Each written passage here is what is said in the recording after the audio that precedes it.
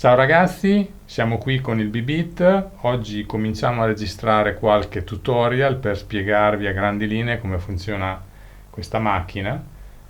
Una macchina molto semplice da usare, il manuale è molto completo e esaustivo e comunque di solito le funzioni sono diciamo a livello di autoapprendimento, quindi non ci sono problemi per imparare a utilizzare il Bibit. I tutorial spiegheranno un po' la logica di funzionamento della macchina, poi per andare nel dettaglio ovviamente vi consigliamo di scaricare la documentazione che potete trovare nella pagina di Bibit che si trova su www.m-live.com nelle varie lingue. Partiamo dalla logica di funzionamento del Bibit.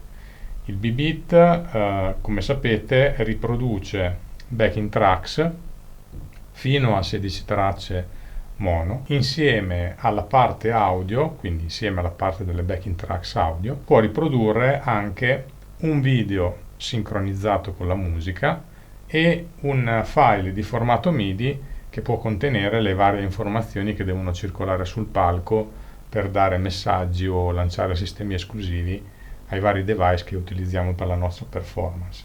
Quindi audio, video e MIDI. Questi sono i file principali che possono essere usati con il Bibit. Ovviamente a livello di file audio i formati sono i più svariati. Possiamo andare da un semplice MP3 stereo a un file invece in formato WAV o a tutte le altre situazioni di file audio con diversi formati che sono oggi disponibili. Oppure abbiamo i file multitraccia, quindi veri e propri file dove ci sono tracce separate che quindi possono essere gestite col Bibit con la massima libertà. Ognuna di queste tracce potrà essere mixata a vostro piacimento. Ci sono le famose 6 uscite separate che possono indirizzare i vari canali audio sul mixer di sala, ma quello di cui vogliamo parlare oggi è la connessione al computer. Perché la connessione al computer? Perché uno dei modi principali per trasferire il materiale audio, video e MIDI all'interno di Bibit lo si ottiene attraverso l'utilizzo del computer, perché logicamente le vostre tracce audio saranno caricate, memorizzate, saranno anche costruite tipicamente con un computer. Come facciamo a fare questi passaggi? Innanzitutto, come si collega Bibit al computer? Ci sono diverse modalità. La modalità più semplice è quella di collegarlo direttamente con il cavo che viene fornito nel package, un cavo di rete che viene collegato direttamente al computer quando il computer ha l'ingresso di rete. Il più delle volte questo ingresso di rete è presente. Oppure possiamo utilizzare un hub che potrebbe essere anche un modem o comunque uno switch che consente di gestire la rete all'interno di casa vostra, all'interno del vostro studio, e in questo caso noi utilizziamo appunto questo hub di rete. Inseriamo il cavo di rete nel pannello del Bibit e in questo momento il Bibit è collegato al nostro computer.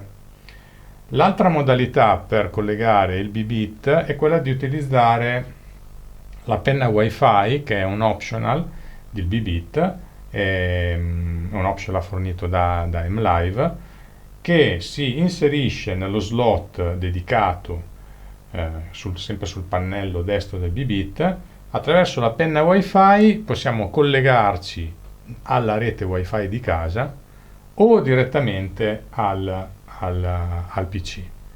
Quindi diciamo che queste diverse modalità permettono una certa flessibilità per andare a scambiare i dati tra Bibit e il computer.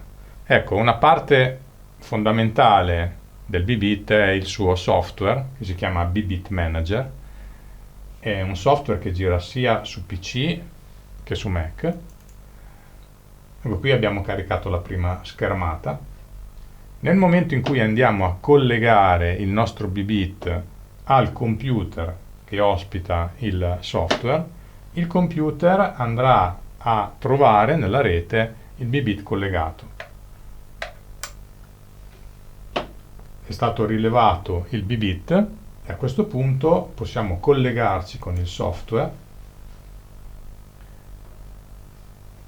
e vedete che in questo caso io ho la visualizzazione di quelli che sono i progetti audio che sono presenti all'interno del Bbit.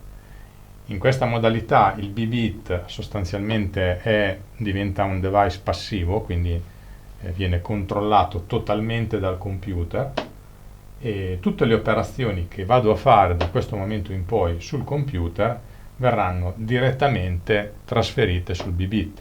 Quindi se io vado a cercare dei progetti audio, se faccio partire una playlist, se organizzo uno show, qualsiasi operazione che faccio all'interno del software viene direttamente trasferita sul Bbit. Quindi, ricapitolando, questa prima parte relativa alle connessioni, possiamo collegare il Bbit tramite cavo di rete direttamente al computer o tramite un hub, oppure attraverso la rete wifi utilizzando questa penna che è un accessorio disponibile nel catalogo MLive, si chiama M-Pen, che può essere utilizzata su vari prodotti MLive e anche sul Bbit.